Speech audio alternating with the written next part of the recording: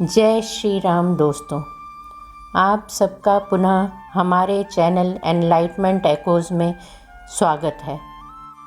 हमारे पिछले एपिसोड में हमने सुना किस तरह ऋषि विश्वामित्र ने नए स्वर्ग का निर्माण किया और आज हम सुनेंगे हमारे प्रिय भगवान राम और माता सीता की शादी की संपूर्ण कथा।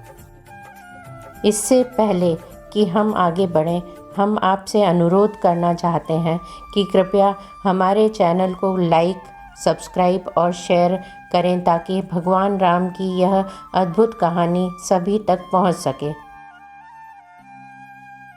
तदनंतर दूसरे दिन निर्मल प्रभात काल आने पर धर्मात्मा राजा जनक ने अपना नित्य नियम पूरा करके श्री राम और लक्ष्मण सहित महात्मा विश्वामित्र जी को बुलाया और शास्त्रीय विधि के अनुसार मुनि तथा उन दोनों महामनस्वी राजकुमारों का पूजन करके इस प्रकार कहा। भगवान, आपका स्वागत है। निष्पाप महर्षि, आप मुझे आज्ञा दीजिए, मैं आपकी क्या सेवा करूं, क्योंकि मैं आपका आज्ञा पालक हूं। महात्मा जनक के ऐसा कहने पर बोलने में कुशल धर्मात्मा मुनि श्रेष्ठ विश्वामित्र ने उनसे यह बात कही।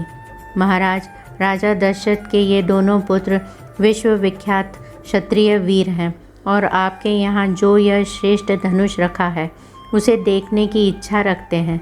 आपका कल्याण हो। वह धनुष इन्हें दिखा दीजिए, इससे इनकी इच्छा पूरी हो जाएगी।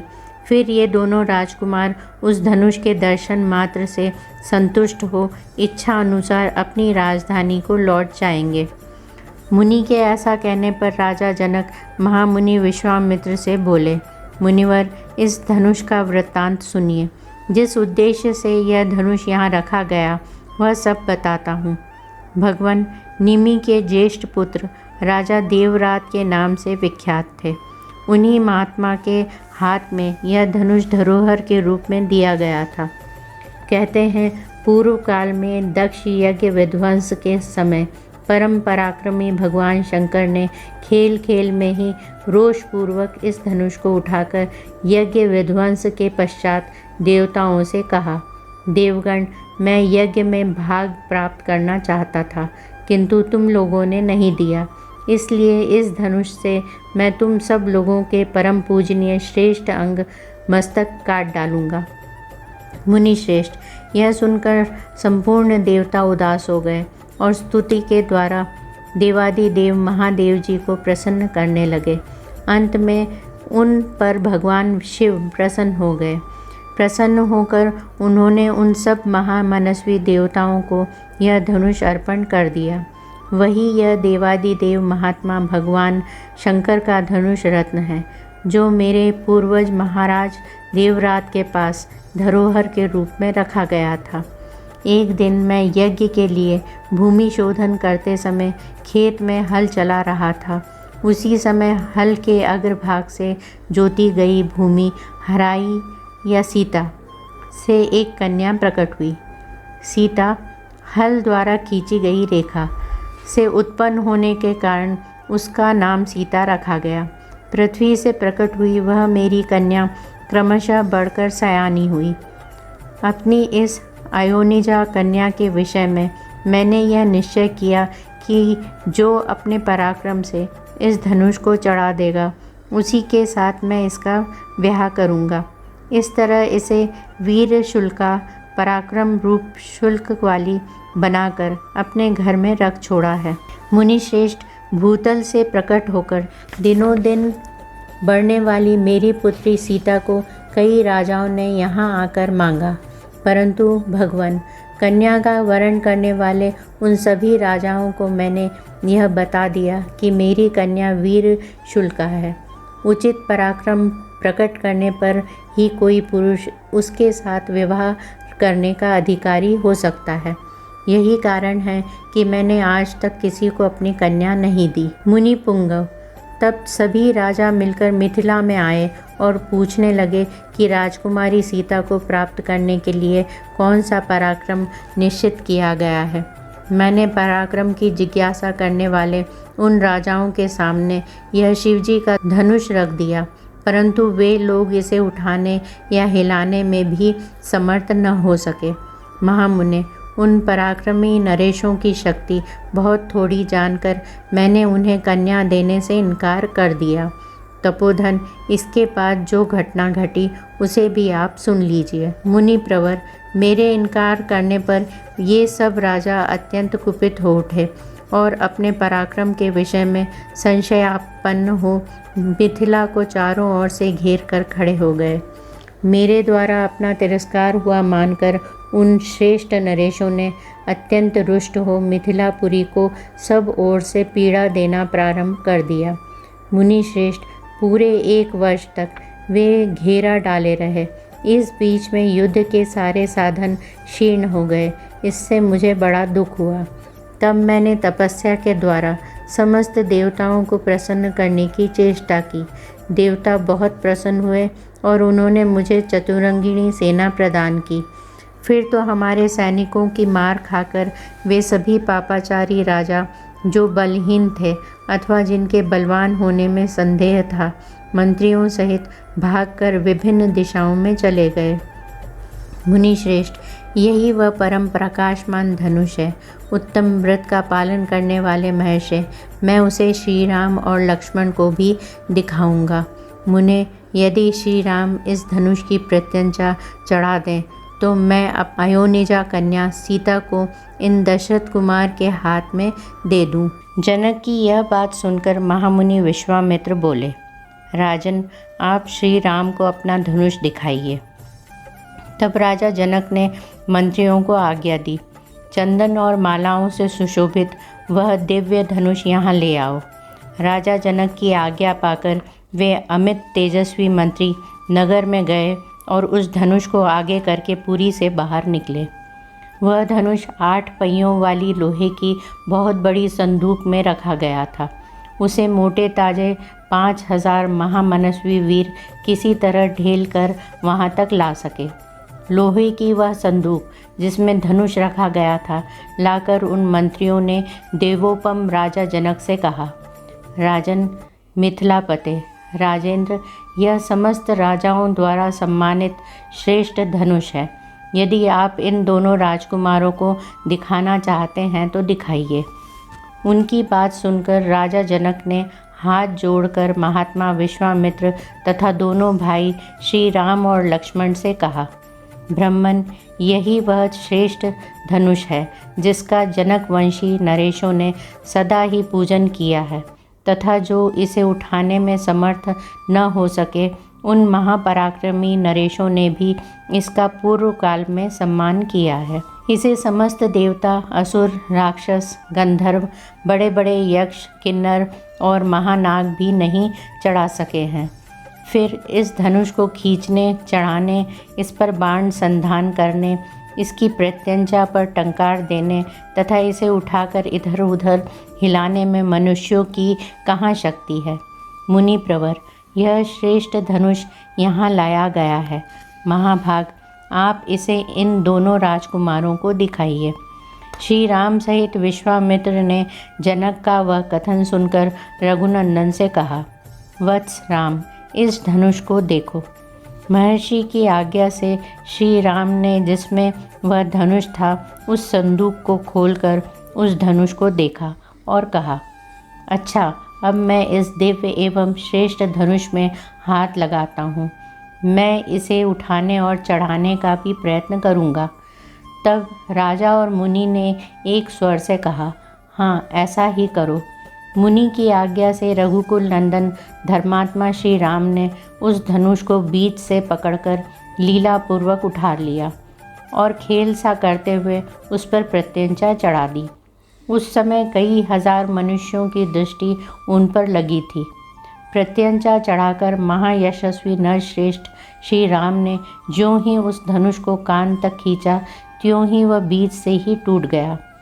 टूटते समय उससे वज्रपात के समान बड़ी भारी आवाज़ हुई। ऐसा जान पड़ा मानो पर्वत फट पड़ा हो। उस समय महान भूकंप आ गया। मुनिवर विश्वामित्र, राजा जनक तथा रघुकुल भूषण दोनों भाई श्री राम और लक्ष्मण को छोड़कर शेष जितने लोग वहाँ खड़े थे वे सब धनुष टूटने के उस भयंकर शब्द से मूर्छित होकर गिर पड़े। थोड़ी देर में जब सबको चेत हुआ तब निर्भय हुए राजा जनक ने, जो बोलने में कुशल और वाक्य के मर्म को समझने वाले थे, हाथ जोड़कर मुनिवर विश्वामित्र से कहा, भगवान, मैंने दशरथ नंदन श्री राम का पराक्रम आज अपनी आँखों से देख लिया। महादेव जी के धनुष को चढ़ाना यह अत्यंत अद्भुत, अचिंत्य, अत्कीर्त घटना है। मेरी पुत्री सीता दशरथ कुमार श्री राम को पति रूप में प्राप्त करके जनक वंश की कीर्ति का विस्तार करेगी। कुशिक नंदन, मैंने सीता को वीर शुल्का, पराक्रम रूपी शुल्क से ही प्राप्त होने वाली बताकर जो प्रतिज्ञा की थी, वह आज सत्य एवं सफल हो गई। सीता मेरे लिए प्राणों से भी बढ़कर है। अपनी यह पुत्री मैं श्री राम को समर्पित करूँगा। ब्राह्मण, कुशिक नंदन, आपका कल्याण हो।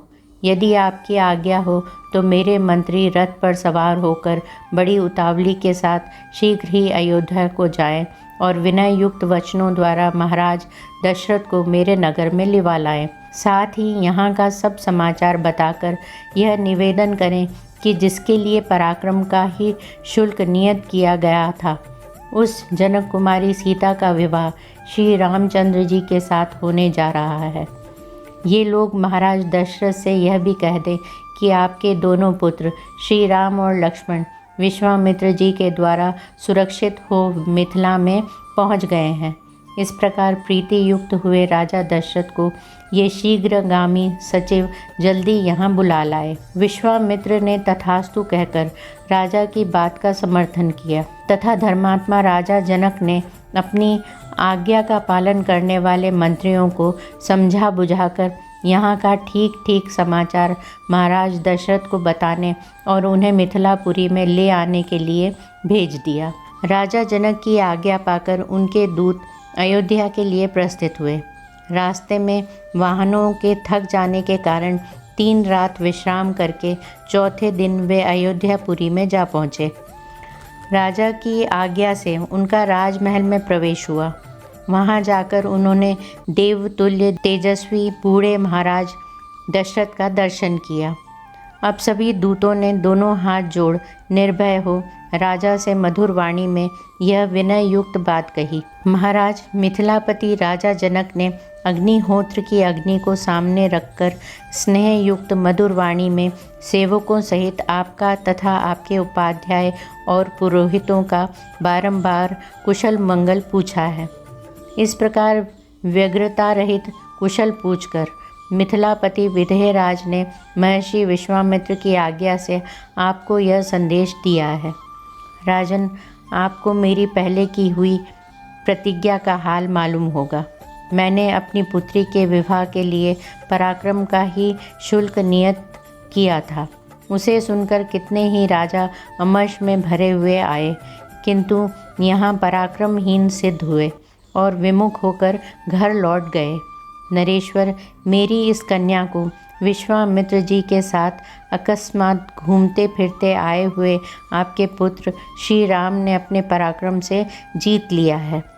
महाबाहो, महात्मा श्री राम ने महान जन समुदाय के मध्य मेरे यहाँ रखे हुए रत्न स्वरूप दिव्य धनुष को बीच से तोड़ डाला है।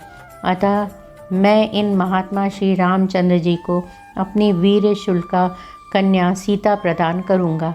ऐसा करके मैं अपनी प्रतिज्ञा से पार होना चाहता हूँ। आप इसके लिए मुझे आज्ञा देने की कृपा करें। महाराज, आप अपने गुरु एवं पुरोहित के साथ यहाँ शीघ्र पधारें और अपने दोनों पुत्र रघुकुल भूषण श्री राम और लक्ष्मण को देखें। आपका भला हो। राजेंद्र, यहाँ पधार कर आप मेरी प्रतिज्ञा पूर्ण करें। यहाँ आने से आपको अपने दोनों पुत्रों के विवाह जनित आनंद की प्राप्ति होगी। राजन, इस तरह विदेहराज ने आपके पास यह मधुर संदेश भेजा था। इसके लिए उन्हें विश्वामित्र जी की आज्ञा और शतानंद जी की सम्मति भी प्राप्त हुई थी। संदेशवाहक मंत्रियों का यह वचन सुनकर राजा दशरथ बड़े प्रसन्न हुए। उन्होंने महर्षि वशिष्ठ, वामदेव तथा अन्य मंत्रियों से कहा, कुशिक नंदन विश्वामित्र से सुरक्षित हो। कौशल्या का आनंद वर्धन करने वाले श्री राम अपने छोटे भाई लक्ष्मण के साथ विदेह देश में निवास करते हैं। वहाँ महात्मा राजा जनक ने ककुस्तकुल भूषण श्री राम के पराक्रम को प्रत्यक्ष देखा है, इसलिए वे अपनी पुत्री सीता का विवाह रघुकुल रत्न राम के साथ करना चाहते हैं। यदि आप लोगों की रुचि एवं सम्मति हो तो हम लोग शीघ्र ही महात्मा जनक की मिथिलापुरी को चलें, इसमें विलंब न हो। यह सुनकर समस्त महर्षियों सहित मंत्रियों ने बहुत अच्छा कहकर एक स्वर से चलने की सम्मति दी। राजा बड़े प्रसन्न हुए और मंत्रियों से बोले, कल सवेरे ही यात्रा कर देनी चाहिए। महाराज दशरथ के सभी मंत्री समस्त सद्गुणों से संपन्न थे। राजा ने उनका बड़ा सत्कार किया, अतः बारात चलने की बात सुनकर उन्होंने बड़े आनंद से वह रात्रि व्यतीत की। तदनंतर रात्रि व्यतीत होने पर उपाध्याय और बंधु बांधवों सहित राजा दशरथ हर्ष में भरकर सुमंत्र से इस प्रकार बोले, आज हमारे सभी धनाध्यक्ष बहुत सा धन लेकर नाना प्रकार के रत्नों से संपन्न हो सबसे आगे चले।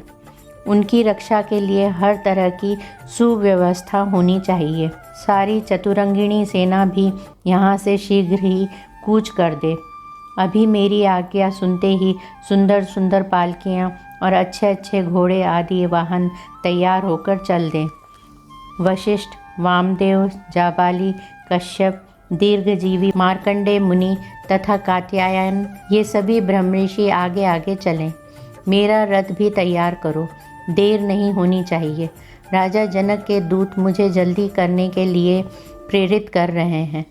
राजा की इस आज्ञा के अनुसार चतुरंगिणी सेना तैयार हो गई और ऋषियों के साथ यात्रा करते हुए महाराज दशरथ के पीछे पीछे चली। 4 दिन का मार्ग तय करके वे सब लोग विदेह देश में जा पहुँचे। उनके आगमन का समाचार सुनकर श्रीमान राजा जनक ने स्वागत सत्कार की तैयारी की। तत्पश्चात आनंदमग्न हुए राजा जनक बूढ़े महाराज दशरथ के पास पहुँचे। उनसे मिलकर उन्हें बड़ा हर्ष हुआ। राजाओं में श्रेष्ठ मिथिला नरेश ने आनंद मग्न हुए पुरुष प्रवर राजा दशरथ से कहा, नरश्रेष्ठ रघुनंदन, आपका स्वागत है। मेरे बड़े भाग्य जो आप यहाँ पधारे। आप यहाँ अपने दोनों पुत्रों की प्रीति प्राप्त करेंगे जो उन्होंने अपने पराक्रम से जीत कर पाई है। महातेजस्वी भगवान वशिष्ठ मुनि ने भी हमारे सौभाग्य से ही यहाँ पदार्पण किया है। ये इन सभी श्रेष्ठ ब्राह्मणों के साथ वैसी ही शोभा पा रहे हैं जैसे देवताओं के साथ इंद्र सुशोभित होते हैं। सौभाग्य से मेरी सारी विघ्न बाधाएं पराजित हो गई। रघुकुल के महापुरुष महान बल से संपन्न और पराक्रम में सबसे श्रेष्ठ होते हैं। इस कुल के साथ संबंध होने के कारण आज मेरे कुल का सम्मान बढ़ गया। नरश्रेष्ठ नरेंद्र, कल सवेरे इन सभी महर्षियों के साथ उपस्थित हो मेरे यज्ञ की समाप्ति के बाद आप श्री राम के विवाह का शुभ कार्य संपन्न करें। ऋषियों की मंडली में राजा जनक की यह बात सुनकर बोलने की कला जानने वाले विद्वानों में श्रेष्ठ एवं वाक्य मर्मज्ञ महाराज दशरथ ने मिथिला नरेश को इस प्रकार उत्तर दिया। धर्मज्ञ, मैंने पहले से यह सुन रखा है कि प्रतिग्रह दाता के अधीन होता है, अतः आप जैसा कहेंगे हम वैसा ही करेंगे। सत्यवादी राजा दशरथ का वह धर्मानुकूल तथा यशोवर्धक वचन सुनकर विदेहराज जनक को बड़ा विस्मय हुआ। तदनंतर सभी महर्षि एक दूसरे से मिलकर बहुत प्रसन्न हुए और सबने बड़े सुख के साथ वह रात बिताई। इधर महातेजस्वी श्री राम विश्वामित्र जी को आगे करके लक्ष्मण के साथ पिताजी के पास गए और उनके चरणों का स्पर्श किया। राजा दशरथ ने भी जनक के द्वारा आदर सत्कार पाकर बड़ी प्रसन्नता का अनुभव किया तथा अपने दोनों रघुकुल रत्न पुत्रों को सकुशल देखकर उन्हें अपार हर्ष हुआ। वे रात में बड़े सुख से वहाँ रहे।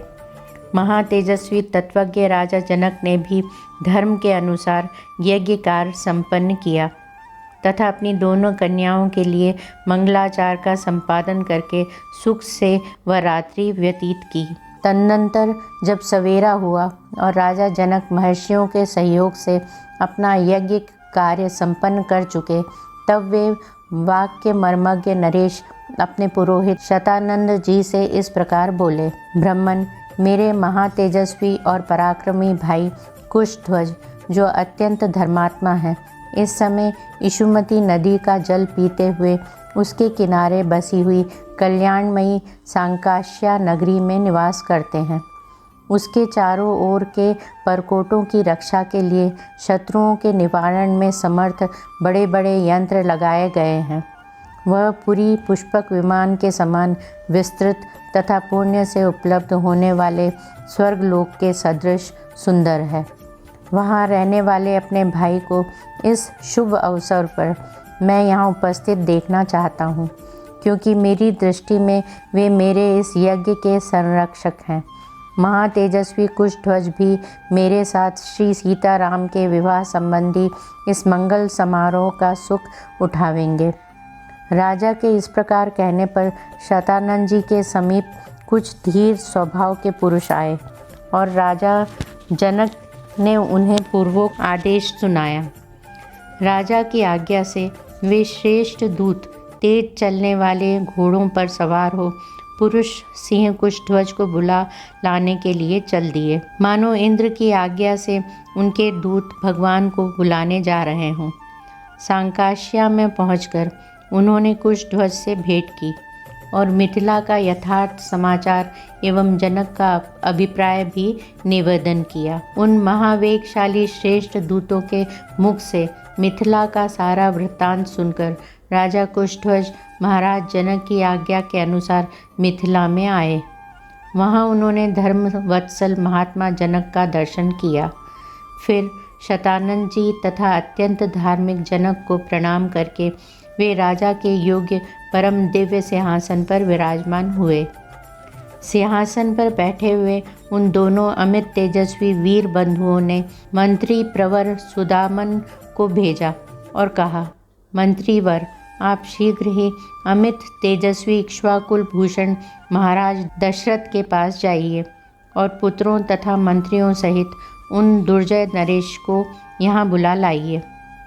आज्ञा पाकर मंत्री सुदामन महाराज दशरथ के खेमे में जाकर रघुकुल की कीर्ति बढ़ाने वाले उन नरेश से मिले और मस्तक झुकाकर उन्हें प्रणाम करने के पश्चात इस प्रकार बोले, वीर अयोध्या नरेश, मिथिलापति विदेहराज जनक, इस समय उपाध्याय और पुरोहित सहित आपका दर्शन करना चाहते हैं।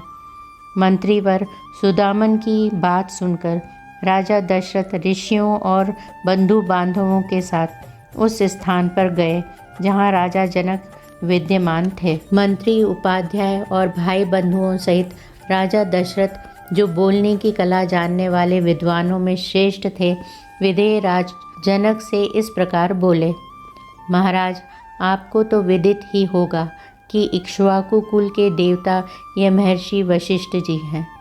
हमारे यहाँ सभी कार्यों में ये भगवान वशिष्ठ मुनि ही कर्तव्य का उपदेश करते हैं और इन्हीं की आज्ञा का पालन किया जाता है।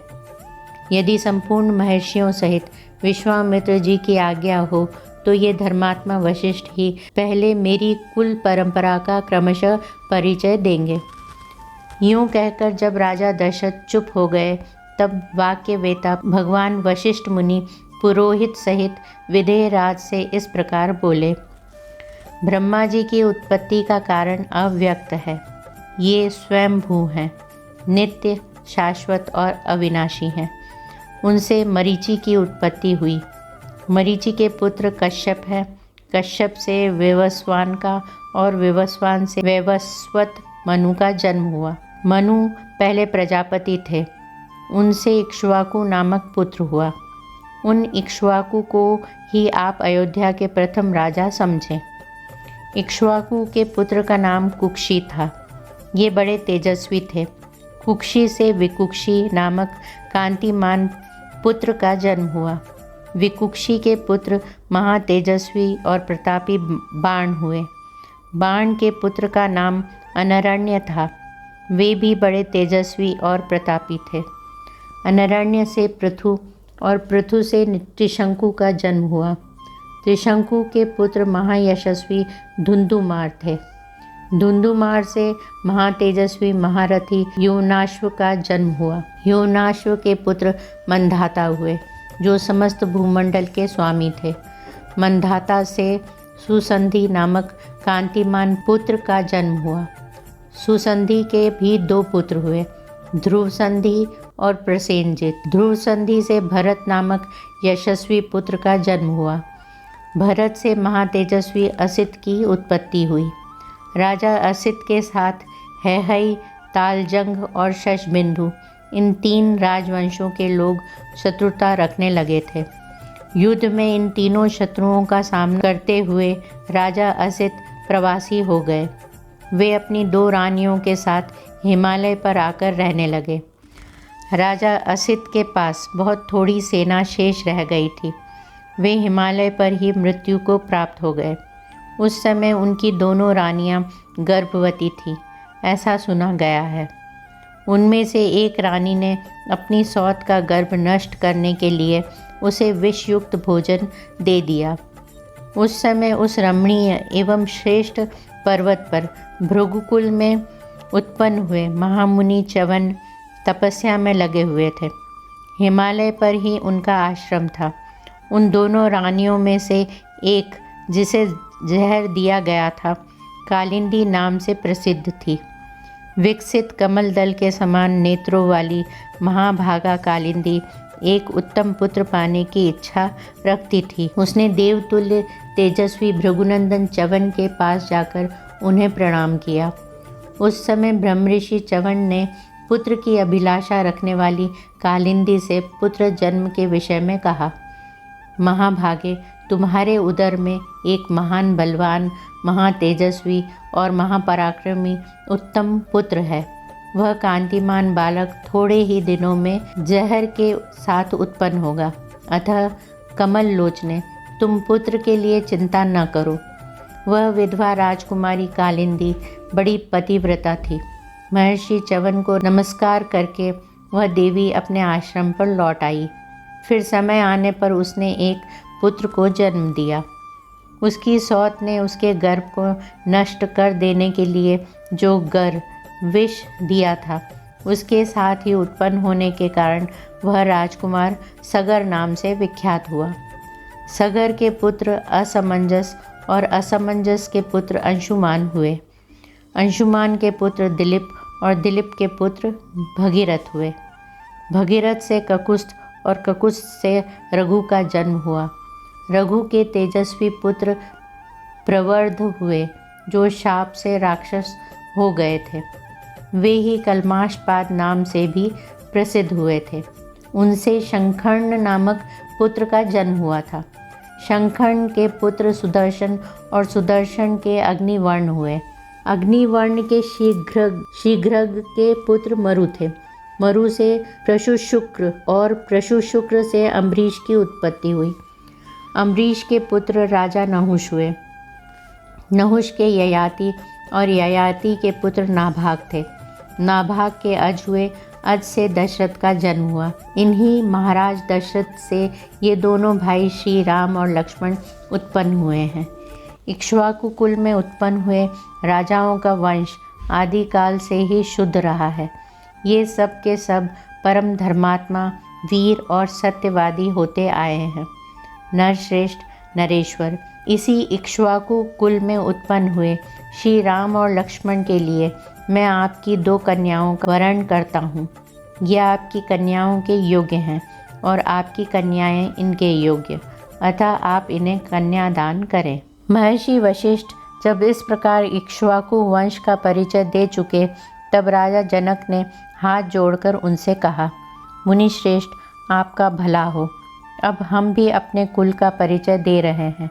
सुनिए महामते, कुलीन पुरुष के लिए कन्यादान के समय अपने कुल का पूर्ण रूपेण परिचय देना आवश्यक है, अतः आप सुनने की कृपा करें। प्राचीन काल में निमि नामक एक परम धर्मात्मा राजा हुए हैं, जो संपूर्ण धैर्यशाली महापुरुषों में श्रेष्ठ तथा अपने पराक्रम से तीनों लोकों में विख्यात थे।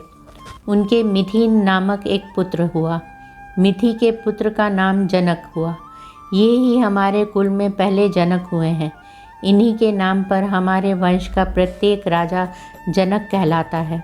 जनक से उदावसु का जन्म हुआ। उदावसु से धर्मात्मा नंदीवर्धन उत्पन्न हुए। नंदीवर्धन के शूरवीर पुत्र का नाम सुकेतु हुआ। सुकेतु के भी देवरात नामक पुत्र हुआ। देवरात महान बलवान और धर्मात्मा थे। राजश्री देवरात के बृहदर्थ नाम से प्रसिद्ध एक पुत्र हुआ। बृहदर्थ के पुत्र महावीर हुए, जो शूर और प्रतापी थे। महावीर के सुधृति हुए, जो धैर्यवान और सत्य पराक्रमी थे। सुधृति के भी धर्मात्मा धृष्टकेतु हुए, जो परम धार्मिक थे। राजश्री धृष्टकेतु का पुत्र हर्यश्व नाम से विख्यात हुआ। हर्यश्व के पुत्र मरु, मरु के पुत्र प्रतिंधक तथा प्रतिंधक के पुत्र धर्मात्मा राजा कीर्तिरथ हुए। कीर्तिरथ के पुत्र देवमीढ़ नाम से विख्यात हुए। देवमीढ़ के विबुध और विबुध के पुत्र महिध्रक हुए। महिध्रक के पुत्र महाबली राजा कीर्तिरात हुए। राजश्री कीर्तिरात के महारोमा नामक पुत्र उत्पन्न हुआ। महारोमा से धर्मात्मा स्वर्णरोमा का जन्म हुआ। राजश्री स्वर्णरोमा से हर्षरोमा उत्पन्न हुए। धर्मज्ञ महात्मा राजा हर्षरोमा के 2 पुत्र उत्पन्न हुए, जिनमें ज्येष्ठ तो मैं ही हूँ और कनिष्ठ मेरा छोटा भाई वीर कुशध्वज है। मेरे पिता मुझ ज्येष्ठ पुत्र को राज्य पर अभिषिक्त करके कुशध्वज का सारा भार मुझे सौंपकर वन में चले गए। वृद्ध पिता के स्वर्गगामी हो जाने पर अपने देवतुल्य भाई कुशध्वज को स्नेह दृष्टि से देखता हुआ मैं इस राज्य का भार धर्म के अनुसार वहन करने लगा। कुछ काल के अनंतर पराक्रमी राजा सुधन्वा ने सांकाश्य नगर से आकर मिथिला को चारों ओर से घेर लिया। उसने मेरे पास दूत भेजकर कहलाया कि तुम शिवजी के परम उत्तम धनुष तथा अपनी कमल नयनी कन्या सीता को मेरे हवाले कर दो। महर्षि, मैंने उसकी मांग पूरी नहीं की, इसलिए मेरे साथ उसका युद्ध हुआ। उस संग्राम में सम्मुख युद्ध करता हुआ राजा सुधन्वा मेरे हाथ से मारा गया। मुनिश्रेष्ठ, राजा सुधन्वा का वध करके मैंने सांकाश्य नगर के राज्य पर अपने शूरवीर भ्राता कुशध्वज को अभिषिक्त कर दिया। महामुने, ये मेरे छोटे भाई कुशध्वज हैं और मैं इनका बड़ा भाई हूँ। मुनिवर, मैं बड़ी प्रसन्नता के साथ आपको 2 बहुएं प्रदान करता हूँ। आपका भला हो। मैं सीता को श्री राम के लिए और उर्मिला को लक्ष्मण के लिए समर्पित करता हूँ। पराक्रम ही जिसको पाने का शुल्क, उस देवकन्या के समान सुंदरी अपनी प्रथम पुत्री सीता को श्री राम के लिए तथा दूसरी पुत्री उर्मिला को लक्ष्मण के लिए दे रहा हूँ। मैं इस बात को 3 बार दोहराता हूँ, इसमें संशय नहीं है। मुनि प्रवर, मैं परम प्रसन्न होकर आपको 2 बहुएं दे रहा हूँ। वशिष्ठ जी से ऐसा कहकर राजा जनक ने महाराज दशरथ से कहा, राजन, अब आप श्री राम और लक्ष्मण के मंगल के लिए इनसे गोदान करवाइए। आपका कल्याण हो। नांदी मुख श्राद्ध का कार्य भी संपन्न कीजिए। इसके बाद विवाह का कार्य आरंभ कीजिएगा। महाबाहो, प्रभु, आज मघा नक्षत्र है। राजन, आज के तीसरे दिन उत्तरा फाल्गुनी नक्षत्र में वैवाहिक कार्य कीजिएगा। आज श्री राम और लक्ष्मण के अभ्युदय के लिए गौ, भूमि, तिल और स्वर्ण आदि का दान कराना चाहिए, क्योंकि वह भविष्य में सुख देने वाला होता है। विदेहराज जनक जब अपनी बात समाप्त कर चुके, तब वशिष्ठ सहित महामुनि विश्वामित्र उन वीर नरेश से इस प्रकार बोले, नरश्रेष्ठ, इक्ष्वाकु और विदेह दोनों ही राजाओं के वंश अचिंतनीय हैं। दोनों के ही प्रभाव की कोई सीमा नहीं है। इन दोनों की समानता करने वाला दूसरा कोई राजवंश नहीं है। राजन, इन दोनों कुलों में जो यह धर्म संबंध स्थापित होने जा रहा है, सर्वथा एक दूसरे के योग्य है। रूप वैभव की दृष्टि से भी समान योग्यता का है, क्योंकि उर्मिला सहित सीता श्री राम और लक्ष्मण के अनुरूप है। नरश्रेष्ठ, इसके बाद मुझे कुछ कहना है। आप मेरी बात सुनिए। राजन, आपके छोटे भाई जो ये धर्मज्ञ राजा कुशध्वज बैठे हैं, इन धर्मात्मा नरेश के भी 2 कन्याएं हैं जो इस भूमंडल में अनुपम सुंदरी हैं। नरश्रेष्ठ भूपाल, मैं आपकी उन दोनों कन्याओं का कुमार भरत और बुद्धिमान शत्रुघ्न, इन दोनों महामनस्वी राजकुमारों के लिए इनकी धर्मपत्नी बनाने के उद्देश्य से वरण करता हूँ। राजा दशरथ के ये सभी पुत्र रूप और यौवन से सुशोभित, लोकपालों के समान तेजस्वी तथा देवताओं के तुल्य पराक्रमी हैं। राजेंद्र, इन दोनों भाइयों भरत और शत्रुघ्न को भी कन्यादान करके आप इस समस्त इक्ष्वाकु कुल को अपने संबंध से बांध लीजिए। आप पुण्यकर्मा पुरुष हैं। आपके चित्त में व्यग्रता नहीं आनी चाहिए, अर्थात आप यह सोचकर व्यग्र न हो कि ऐसे महान सम्राट के साथ मैं एक ही समय 4 वैवाहिक संबंधों का निर्वाह कैसे कर सकता हूँ। वशिष्ठ जी की सम्मति के अनुसार विश्वामित्र जी का यह वचन सुनकर उस समय राजा जनक ने हाथ जोड़कर उन दोनों मुनिवरों से कहा, मुनि पुंगवों, मैं अपने इस कुल को धन्य मानता हूँ जिसे आप दोनों इक्ष्वाकु वंश के योग्य समझकर इसके साथ संबंध जोड़ने के लिए स्वयं आज्ञा दे रहे हैं। आपका कल्याण हो। आप जैसा कहते हैं ऐसा ही हो। ये सदा साथ रहने वाले दोनों भाई भरत और शत्रुघ्न कुशध्वज की इन दोनों कन्याओं में से एक एक को अपनी अपनी धर्मपत्नी के रूप में ग्रहण करें। महामुने, ये चारों महाबली राजकुमार एक ही दिन हमारी चारों राजकुमारियों का पाणी ग्रहण करें। ब्राह्मण, अगले 2 दिन फाल्गुनी नामक नक्षत्रों से युक्त हैं। इनमें पहले दिन तो पूर्वा फाल्गुनी है और दूसरे दिन अर्थात परसों उत्तरा फाल्गुनी नामक नक्षत्र होगा, जिसके देवता प्रजापति भग तथा अर्यम्मा हैं। मनीषी पुरुष उस नक्षत्र में वैवाहिक कार्य करना बहुत उत्तम बताते हैं। इस प्रकार सौम्य मनोहर वचन कहकर राजा जनक उठकर खड़े हो गए और उन दोनों मुनिवरों से हाथ जोड़कर बोले, आप लोगों ने कन्याओं का विवाह निश्चित करके मेरे लिए महान धर्म का संपादन कर दिया। मैं आप दोनों का शिष्य हूँ। मुनिवरों, इन श्रेष्ठ आसनों पर आप दोनों विराजमान हों। आपके लिए जैसी राजा दशरथ की अयोध्या है, वैसी ही यह मेरी मिथिलापुरी भी है। आपका इस पर पूरा अधिकार है, इसमें संदेह नहीं। अतः आप हमें यथा योग्य आज्ञा प्रदान करते रहें। विदेहराज जनक के ऐसा कहने पर रघुकुल का आनंद बढ़ाने वाले राजा दशरथ ने प्रसन्न होकर उन मिथिला नरेश को इस प्रकार उत्तर दिया, मिथिलेश्वर, आप दोनों भाइयों के गुण असंख्य हैं। आप लोगों ने ऋषियों तथा राज समूहों का भली भांति सत्कार किया है। आपका कल्याण हो। आप मंगल के भागी हो। अब हम अपने विश्राम स्थान को जाएंगे। वहाँ जाकर मैं विधिपूर्वक नांदी मुख श्राद्ध का कार्य संपन्न करूँगा। यह बात भी राजा दशरथ ने कही। तदनंतर मिथिला नरेश की अनुमति ले महायशस्वी राजा दशरथ मुनिश्रेष्ठ विश्वामित्र और वशिष्ठ को आगे करके तुरंत अपने आवास स्थान पर चले गए। डेरे पर जाकर राजा दशरथ ने अपराह्न काल में विधिपूर्वक अभ्युदयिक श्राद्ध संपन्न किया। तत्पश्चात रात बीतने पर प्रातःकाल उठकर राजा ने तत्कालोचित उत्तम गोदान कर्म किया। राजा दशरथ ने अपने एक एक पुत्र के मंगल के लिए धर्मानुसार 1-1 लाख गौएं ब्राह्मणों को दान की। उन सबके सींग सोने से मढ़े हुए थे। उन सबके साथ बछड़े और कांसे के दुग्ध पात्र थे। इस प्रकार पुत्र वत्सल रघुकुल नंदन पुरुष शिरोमणि राजा दशरथ ने 4 लाख गौओं का दान किया तथा और भी बहुत सा धन पुत्रों के लिए गौदान के उद्देश्य से ब्राह्मणों को दिया।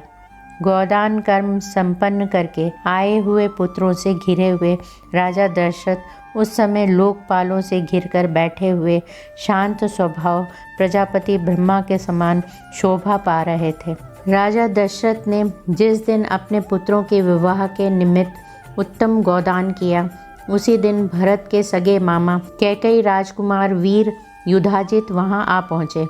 उन्होंने महाराज का दर्शन करके कुशल मंगल पूछा और इस प्रकार कहा, रघुनंदन, कैकेयी देश के महाराज ने बड़े स्नेह के साथ आपका कुशल समाचार पूछा है और आप भी हमारे यहाँ के जिन जिन लोगों की कुशल वार्ता जानना चाहते होंगे, वे सब इस समय स्वस्थ और सानंद हैं। राजेंद्र, कैकेयी नरेश मेरे भांजे भरत को देखना चाहते हैं, अतः इन्हें लेने के लिए ही मैं अयोध्या आया था। परंतु पृथ्वीनाथ, अयोध्या में यह सुनकर कि आपके सभी पुत्र विवाह के लिए आपके साथ मिथिला पधारे हैं, मैं तुरंत यहाँ चला आया, क्योंकि मेरे मन में अपनी बहन के बेटे को देखने की बड़ी लालसा थी। महाराज दशरथ ने अपने प्रिय अतिथि को उपस्थित देख बड़े सत्कार के साथ उनकी आवभगत की, क्योंकि वे सम्मान पाने के ही योग्य थे। तदनंतर अपने महामनस्वी पुत्रों के साथ वह रात व्यतीत करके वे तत्वज्ञ नरेश प्रातःकाल उठे और नित्य कर्म करके ऋषियों को आगे किए जनक की यज्ञशाला में जा पहुँचे। तत्पश्चात विवाह के योग्य विजय नामक मुहूर्त आने पर दूल्हे के अनुरूप समस्त वेशभूषा से अलंकृत हुए भाइयों के साथ श्री रामचंद्र जी भी वहां आए। वे विवाह कालोचित मंगलाचार पूर्ण कर चुके थे तथा वशिष्ठ मुनि एवं अन्यान्य महर्षियों को आगे करके उस मंडप में पधारे थे।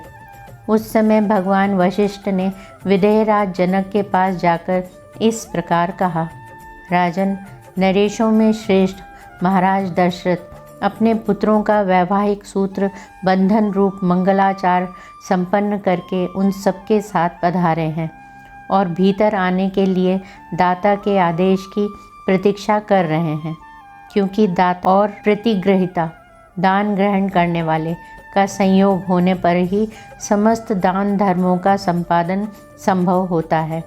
अतः आप विवाह कालोपयोगी शुभ कर्मों का अनुष्ठान करके उन्हें बुलाइए और कन्यादान रूप स्वधर्म का पालन कीजिए। महात्मा वशिष्ठ के ऐसा कहने पर परम उदार, परम धर्मज्ञ और महातेजस्वी राजा जनक ने इस प्रकार उत्तर दिया, मुनि श्रेष्ठ, महाराज के लिए मेरे यहाँ कौन सा पहरेदार खड़ा है? वे किसके आदेश की प्रतीक्षा करते हैं? अपने घर में आने के लिए कैसा सोच विचार है? यह जैसे मेरा राज्य है वैसे ही आपका है। मेरी कन्याओं का वैवाहिक सूत्र बंधन रूप मंगल कृत्य संपन्न हो चुका है। अब ये यज्ञ वेदी के पास आकर बैठी हैं और अग्नि की प्रज्वलित शिखाओं के समान प्रकाशित हो रही हैं। इस समय तो मैं आपकी ही प्रतीक्षा में वेदी पर बैठा हूँ। आप निर्विघ्नता पूर्वक सब कार्य पूर्ण कीजिए, विलंब किस लिए करते हैं? वशिष्ठ जी के मुख से राजा जनक की कही हुई बात सुनकर महाराज दशरथ उस समय अपने पुत्रों और संपूर्ण महर्षियों को महल के भीतर ले आए। तदनंतर विदेहराज ने वशिष्ठ जी से इस प्रकार कहा, धर्मात्मा महर्षि, प्रभो, आप ऋषियों को साथ लेकर लोकाभिराम श्री राम के विवाह की संपूर्ण क्रिया कराइए। तब जनक जी से बहुत अच्छा कहकर महातपस्वी भगवान वशिष्ठ मुनि ने विश्वामित्र और धर्मात्मा शतानंद जी को आगे करके विवाह मंडप के मध्य भाग में विधि पूर्वक वेदी बनाई और गंध तथा फूलों के द्वारा उसे चारों ओर से सुंदर रूप में सजाया।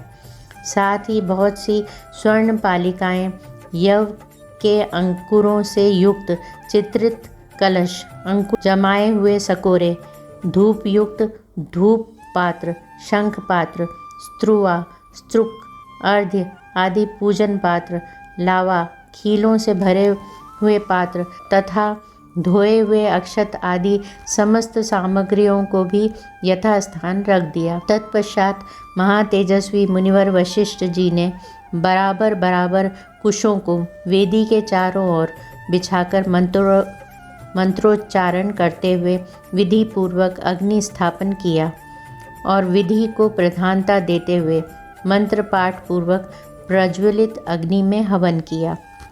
तदनंतर राजा जनक ने सब प्रकार के आभूषणों से विभूषित सीता को ले आकर अग्नि के समक्ष श्री रामचंद्र जी के सामने बैठा दिया और माता कौशल्या का आनंद बढ़ाने वाले उन श्री राम से कहा, रघुनंदन, तुम्हारा कल्याण हो।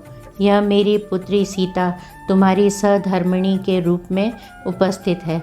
इसे स्वीकार करो और इसका हाथ अपने हाथ में लो।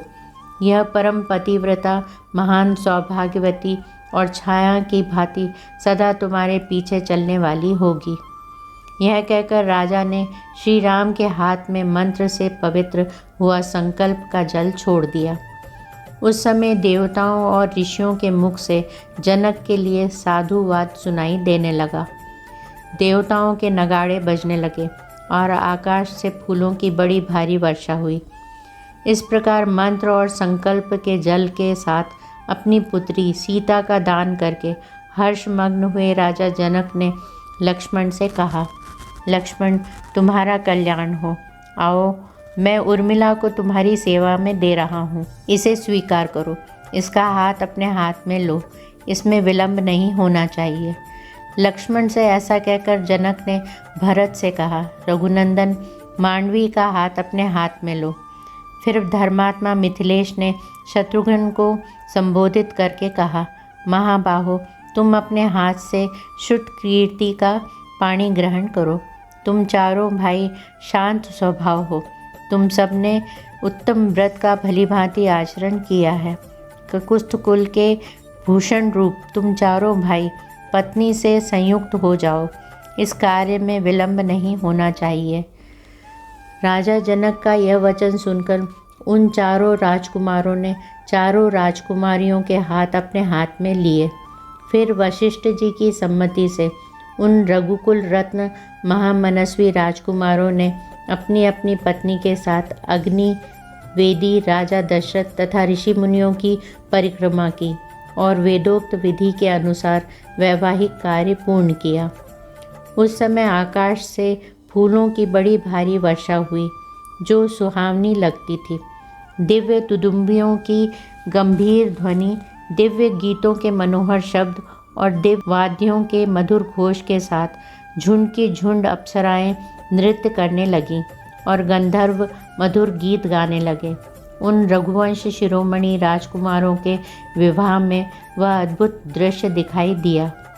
शहनाई आदि बाजों के मधुर घोष से गूंजते हुए उस वर्तमान विवाहोत्सव में उन महातेजस्वी राजकुमारों ने अग्नि की 3 बार परिक्रमा करके पत्नियों को स्वीकार करते हुए विवाह कर्म संपन्न किया। तदनंतर रघुकुल को आनंद प्रदान करने वाले वे चारों भाई अपनी पत्नियों के साथ जनवासे में चले गए। राजा दशरथ भी ऋषियों और बंधु बांधवों के साथ पुत्रों और पुत्र वधुओं को देखते हुए उनके पीछे पीछे गए। तदनंतर जब रात बीती और सवेरा हुआ, तब महामुनि विश्वामित्र राजा जनक और महाराज दशरथ दोनों राजाओं से पूछकर उनकी स्वीकृति ले उत्तर पर्वत पर, हिमालय की शाखाभूत पर्वत पर, जहाँ कौशिकी के तट पर उनका आश्रम था, वहाँ चले गए। विश्वामित्र जी के चले जाने पर महाराज दशरथ भी विदेहराज मिथिला नरेश से अनुमति लेकर ही शीघ्र अपनी पुरी अयोध्या को जाने के लिए तैयार हो गए। उस समय विदेहराज जनक ने अपनी कन्याओं के निमित्त दहेज में बहुत अधिक धन दिया। उन मिथिला नरेश ने कई लाख गौएं, कितनी अच्छी अच्छी कालीनें तथा करोड़ों की संख्या में रेशमी और सूती वस्त्र दिए। भांति भांति के गहनों से सजे हुए बहुत से दिव्य हाथी, घोड़े, रथ और पैदल सैनिक भेंट किए। अपनी पुत्रियों के लिए सहेली के रूप में उन्होंने 100 कन्याएं तथा उत्तम दास दासियां अर्पित की। इन सब के अतिरिक्त राजा ने उन सब के लिए 1 करोड़ स्वर्ण मुद्रा रजत मुद्रा, मोती तथा मूंगे भी दिए। इस प्रकार मिथिलापति राजा जनक ने बड़े हर्ष के साथ उत्तमोत्तम कन्या धन दहेज दिया। नाना प्रकार की वस्तुएं दहेज में देकर महाराज दशरथ की आज्ञा ले वे पुनः मिथिला नगर के भीतर अपने महल में लौट आए। उधर अयोध्या नरेश राजा दशरथ भी संपूर्ण महर्षियों को आगे करके अपने महात्मा पुत्रों, सैनिकों तथा सेवकों के साथ अपनी राजधानी की ओर प्रस्थित हुए। उस समय ऋषि समूह तथा श्री रामचंद्र जी के साथ यात्रा करते हुए पुरुष सिंह महाराज दशरथ के चारों ओर भयंकर बोली बोलने वाले पक्षी चहचहाने लगे और भूमि पर विचरने वाले समस्त मृग उन्हें दाहिने रखकर जाने लगे। उन सबको देखकर राज सिंह दशरथ ने वशिष्ठ जी से पूछा, मुनिवर, एक ओर तो ये भयंकर पक्षी घोर शब्द कर रहे हैं और दूसरी ओर ये मृग हमें दाहिनी ओर करके जा रहे हैं। यह अशुभ और शुभ दो प्रकार का शकुन कैसा? यह मेरे हृदय को कंपित किए देता है। मेरा मन विषाद में डूबा जाता है। राजा दशरथ का यह वचन सुनकर महर्षि वशिष्ठ ने मधुर वाणी में कहा, राजन, इस शकुन का जो फल है उसे सुनिए। आकाश में पक्षियों के मुख से जो बात निकल रही है वह बताती है कि इस समय कोई घोर भय उपस्थित होने वाला है, परंतु हमें दाहिने रखकर जाने वाले ये मृग उस भय के शांत हो जाने की सूचना दे रहे हैं। इसलिए आप यह चिंता छोड़िए। इन लोगों में इस प्रकार बातें हो ही रही थी कि वहाँ बड़े जोरों की आंधी उठी। वह सारी पृथ्वी को कंपाती हुई बड़े बड़े वृक्षों को धाराशाही करने लगी। सूर्य अंधकार आच्छन्न हो गए। किसी को दिशाओं का भान न रहा। धूल से ढक जाने के कारण वह सारी सेना मूर्छित सी हो गई। उस समय केवल वशिष्ठ मुनि अन्यान्य ऋषियों तथा पुत्रों सहित राजा दशरथ को ही चेत रह गया था। शेष सभी लोग अचेत हो गए थे। उस घोर अंधकार में राजा की वह सेना धूल से आच्छादित सी हो गई थी। उस समय राजा दशरथ ने देखा, क्षत्रिय राजाओं का मान मर्दन करने वाले भृगुकुल नंदन जमदग्नि कुमार परशुराम सामने से आ रहे हैं। वे बड़े भयानक से दिखाई देते थे। उन्होंने मस्तक पर बड़ी बड़ी जटाएं धारण कर रखी थी। वे कैलाश के समान दुर्जय और कालाग्नि के समान दुस्सह प्रतीत होते थे। तेजोमंडल द्वारा जाज्वल्यमान से हो रहे थे। साधारण लोगों के लिए उनकी ओर देखना भी कठिन था।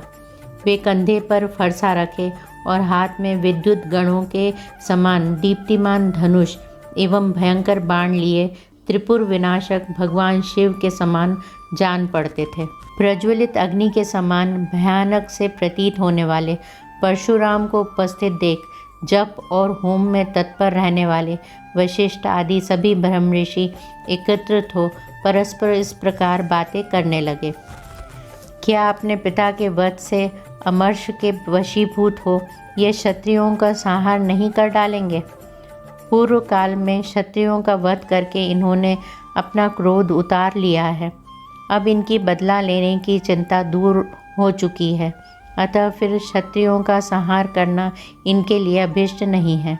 यह निश्चय पूर्वक कहा जा सकता है। ऐसा कहकर ऋषियों ने भयंकर दिखाई देने वाले भृगुनंदन परशुराम को अर्घ्य लेकर दिया और राम राम कहकर उनसे मधुर वाणी में बातचीत की। ऋषियों की दी हुई उस पूजा को स्वीकार करके प्रतापी जमदग्नि पुत्र परशुराम ने दशरथ नंदन श्री राम से इस प्रकार कहा, दशरथ नंदन श्री राम, वीर, सुना जाता है कि तुम्हारा पराक्रम अद्भुत है।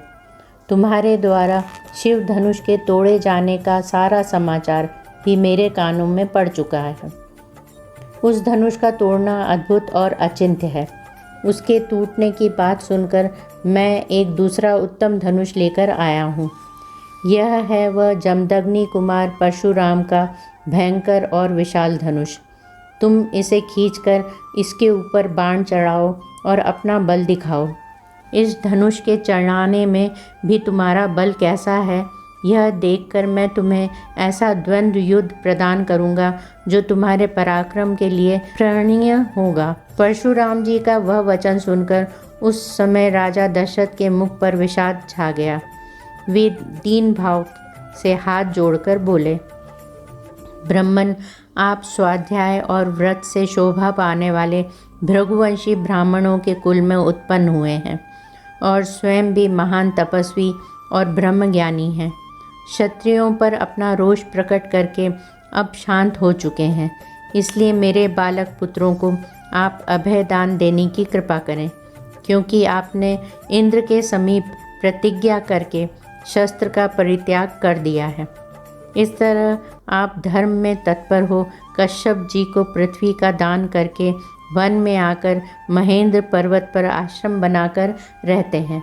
महामुने, इस प्रकार शस्त्र त्याग की प्रतिज्ञा करके भी आप मेरा सर्वनाश करने के लिए कैसे आ गए? यदि कहें मेरा रोष तो केवल राम पर है, तो एकमात्र राम के मारे जाने पर ही हम सब लोग अपने जीवन का परित्याग कर देंगे।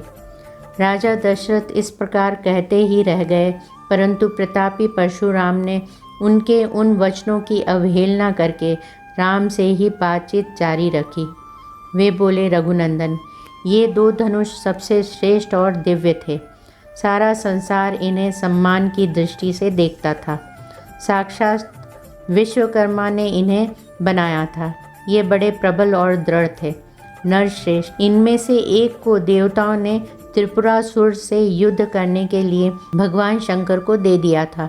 ककुस्थ नंदन, जिससे त्रिपुर का नाश हुआ था, वह वही धनुष था जिसे तुमने तोड़ डाला है। और दूसरा दुर्धर्ष धनुष यह है जो मेरे हाथ में है। इसे श्रेष्ठ देवताओं ने भगवान विष्णु को दिया था। श्री राम, शत्रुनगरी पर विजय पाने वाला वही यह वैष्णव धनुष है।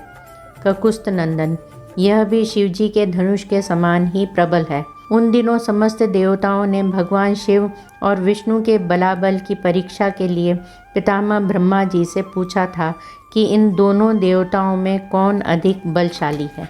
देवताओं के इस अभिप्राय को जानकर सत्यवादियों में श्रेष्ठ पितामह ब्रह्मा जी ने उन दोनों देवताओं शिव और विष्णु में विरोध उत्पन्न कर दिया। विरोध पैदा होने पर एक दूसरे को जीतने की इच्छा वाले शिव और विष्णु में बड़ा भारी युद्ध हुआ, जो रोंगटे खड़े कर देने वाला था। उस समय भगवान विष्णु ने हुंकार मात्र से शिवजी के भयंकर बलशाली धनुष को शिथिल तथा त्रिनेत्रधारी महादेव जी को भी स्तंभित कर दिया। तब ऋषि समूहों तथा चारणों सहित देवताओं ने आकर उन दोनों श्रेष्ठ देवताओं से शांति के लिए याचना की। फिर वे दोनों वहाँ शांत हो गए। भगवान विष्णु के पराक्रम से शिवजी के उस धनुष को शिथिल हुआ देख ऋषियों सहित देवताओं ने भगवान विष्णु को श्रेष्ठ माना। तदनंतर कुपित हुए महायशस्वी रुद्र ने बाण सहित अपना धनुष विदेह देश के राजश्री देवरात के हाथ में दे दिया। श्री राम, शत्रुनगरी पर विजय पाने वाले इस वैष्णव धनुष को भगवान विष्णु ने भृगुवंशी ऋचिक मुनि को उत्तम धरोहर के रूप में दिया था।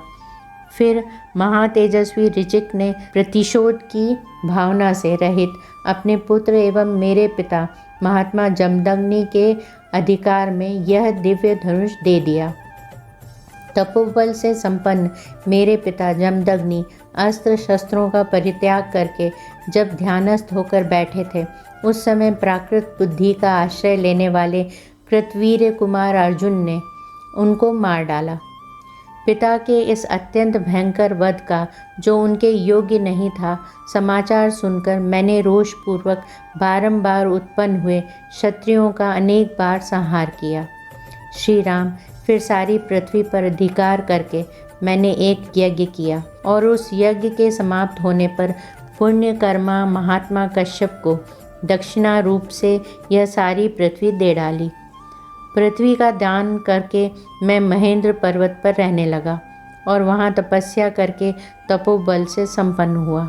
वहाँ से शिवजी के धनुष के तोड़े जाने का समाचार सुनकर मैं शीघ्रतापूर्वक यहाँ आया हूँ। श्री राम, इस प्रकार यह महान वैष्णव धनुष मेरे पिता पितामहों के अधिकार में रहता चला आया है। अब तुम क्षत्रिय धर्म को सामने रखकर यह उत्तम धनुष हाथ में लो और इस श्रेष्ठ धनुष पर एक ऐसा बाण चढ़ाओ जो शत्रु नगरी पर विजय पाने में समर्थ हो। यदि तुम ऐसा कर सके तो मैं तुम्हें द्वंद्व युद्ध का अवसर दूंगा। दशरथ नंदन श्री रामचंद्र जी अपने पिता के गौरव का ध्यान रखकर संकोचवश वहाँ कुछ बोल नहीं रहे थे, परंतु जमदग्नि कुमार परशुराम जी की उपर्युक्त बात सुनकर उस समय वे मौन न रह सके। उन्होंने परशुराम जी से कहा, भृगुनंदन ब्राह्मण, आपने पिता के ऋण से उऋण होने की, पिता के मारने वाले का वध करके वैर का बदला चुकाने की भावना लेकर जो क्षत्रिय संहार रूपी कर्म किया है उसे मैंने सुना है, और हम लोग आपके उस कर्म का अनुमोदन भी करते हैं, क्योंकि वीर पुरुष वैर का प्रतिशोध लेते ही हैं। भार्गव, मैं क्षत्रिय धर्म में युक्त हूँ, इसलिए आप ब्राह्मण देवता के समक्ष विनीत रहकर कुछ बोल नहीं रहा हूँ, तो भी आप मुझे पराक्रमहीन और असमर्थ सा मानकर मेरा तिरस्कार कर रहे हैं। अच्छा, अब मेरा तेज और पराक्रम देखिए। ऐसा कहकर शीघ्र पराक्रम करने वाले श्री रामचंद्र जी ने कुपित हो परशुराम जी के हाथ से वह उत्तम धनुष और बाण ले लिया। साथ ही उनसे अपनी वैष्णवी शक्ति को भी वापस ले लिया। उस धनुष को चढ़ाकर श्री राम ने उसकी प्रत्यंचा पर बाण रखा। फिर कुपित होकर उन्होंने जमदग्नि कुमार परशुराम जी से इस प्रकार कहा, भृगुनंदन राम, आप ब्राह्मण होने के नाते मेरे पूज्य हैं तथा विश्वामित्र जी के साथ भी आपका संबंध है। इन सब कारणों से मैं इस प्राण संहारक बाण को आपके शरीर पर नहीं छोड़ सकता। राम, मेरा विचार है कि आपको जो सर्वत्र शीघ्रतापूर्वक आने जाने की शक्ति प्राप्त हुई है उसे, अथवा आपने अपने तपोबल से जिन अनुपम पुण्य लोकों को प्राप्त किया है उन्हीं को नष्ट कर डालूं, क्योंकि अपने पराक्रम से विपक्षी के बल के घमंड को चूर कर देने वाला यह दिव्य वैष्णव बाण जो शत्रुओं की नगरी पर विजय दिलाने वाला है, कभी निष्फल नहीं जाता है। उस समय उस उत्तम धनुष और बाण को धारण करके खड़े हुए श्री रामचंद्र जी को देखने के लिए संपूर्ण देवता और ऋषि ब्रह्मा जी को आगे करके वहाँ एकत्रित हो गए। गंधर्व, अप्सराएं, सिद्ध, चारण, किन्नर, यक्ष, राक्षस और नाग भी उस अत्यंत अद्भुत दृश्य को देखने के लिए वहाँ आ पहुँचे। जब श्री रामचंद्र जी ने वह श्रेष्ठ धनुष हाथों में ले लिया, उस समय सब लोग आश्चर्य से जड़वत हो गए। परशुराम जी का वैष्णव तेज निकलकर श्री रामचंद्र जी में मिल गया, इसलिए वीर्यहीन हुए जमदग्नि कुमार राम ने दशरथ नंदन श्री राम की ओर देखा। तेज निकल जाने से वीर्यहीन हो जाने के कारण जड़वत बने हुए जमदग्नि कुमार परशुराम ने कमल नयन श्री राम से धीरे धीरे कहा, रघुनंदन, पूर्व काल में मैंने कश्यप जी को जब यह पृथ्वी दान की थी तब उन्होंने मुझसे कहा था कि तुम्हें मेरे राज्य में ही रहना चाहिए। ककुस्तकुल नंदन, तभी से अपने गुरु कश्यप जी की इस आज्ञा का पालन करता हुआ मैं कभी रात में पृथ्वी पर नहीं निवास करता हूँ, क्योंकि यह बात सर्वविदित है कि मैंने कश्यप के सामने रात को पृथ्वी पर न रहने की प्रतिज्ञा कर रखी है। इसलिए वीर राघव, आप मेरी इस गमन शक्ति को नष्ट न करें।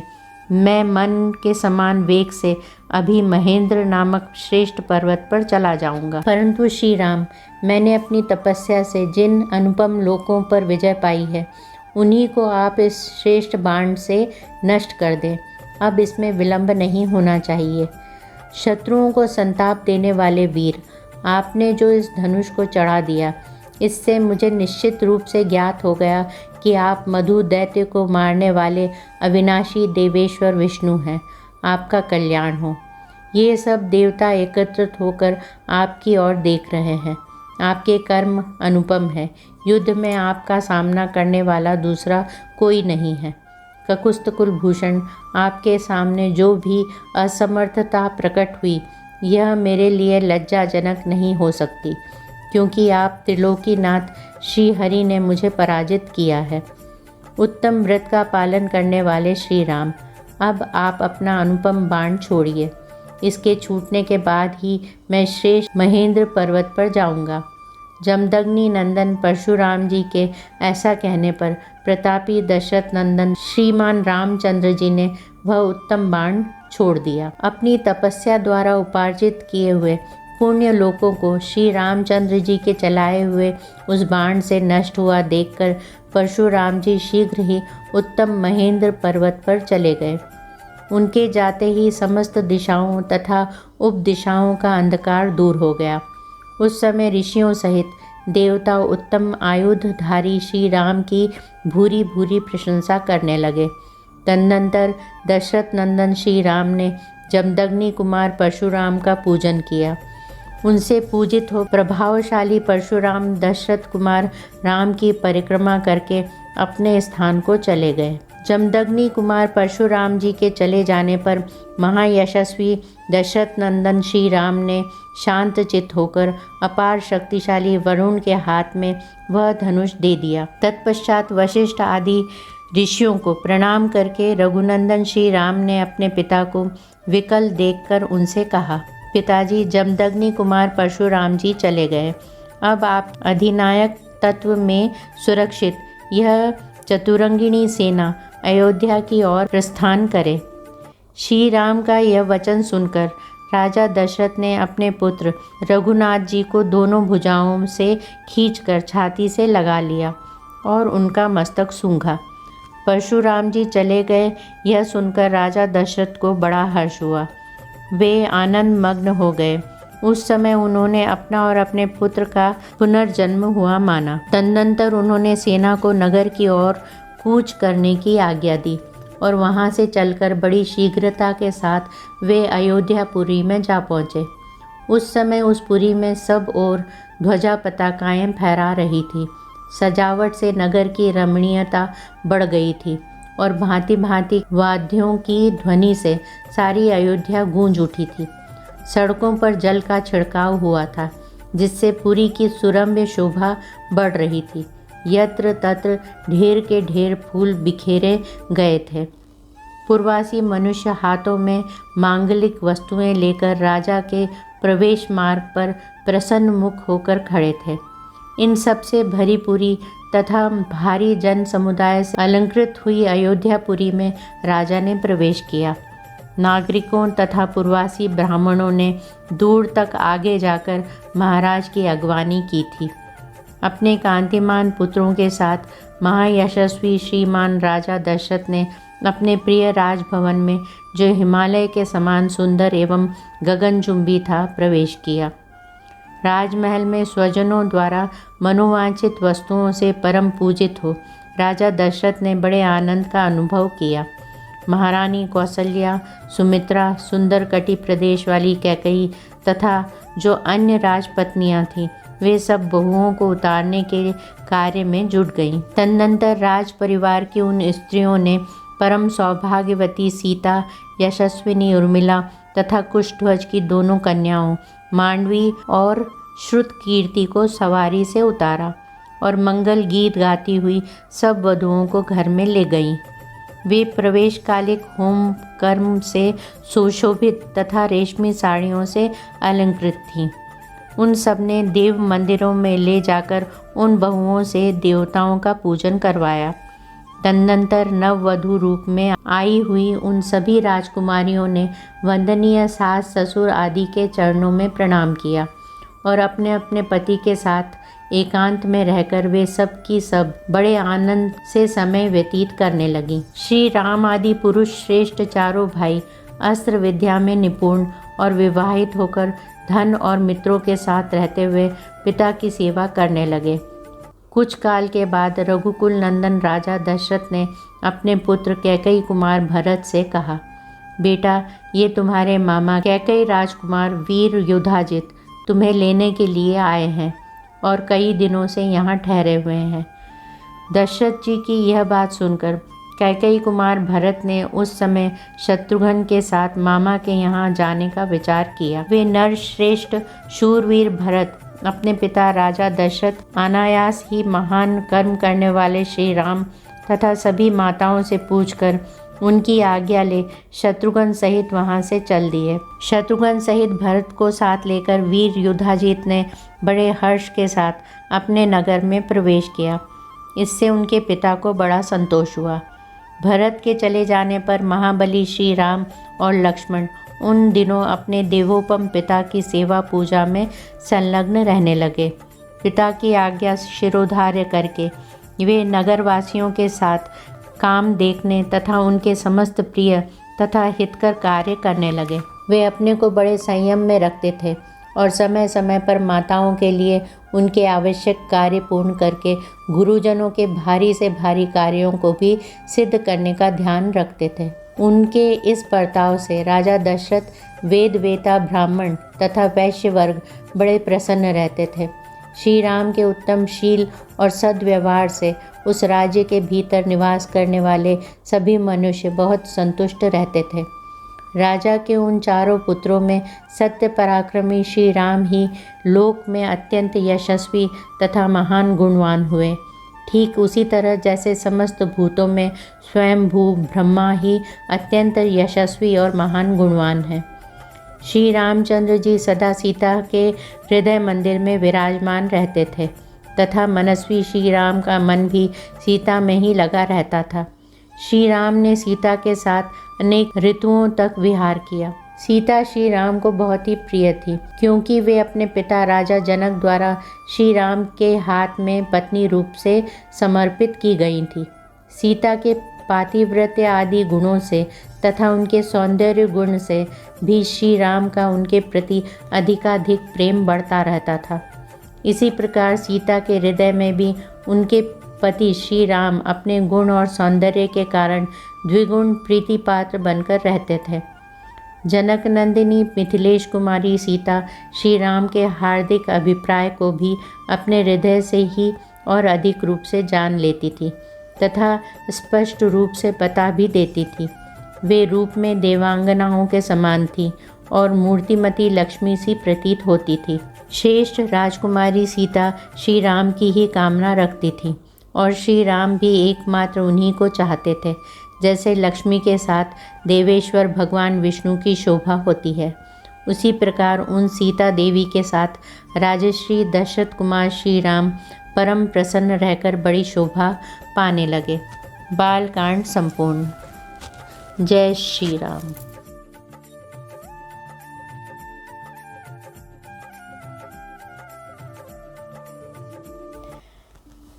यहाँ वाल्मीकि रामायण के बालकांड का अंत होता है और हम जल्द ही लौटेंगे भगवान राम की इस कथा के नए अध्याय के साथ। जय श्री राम।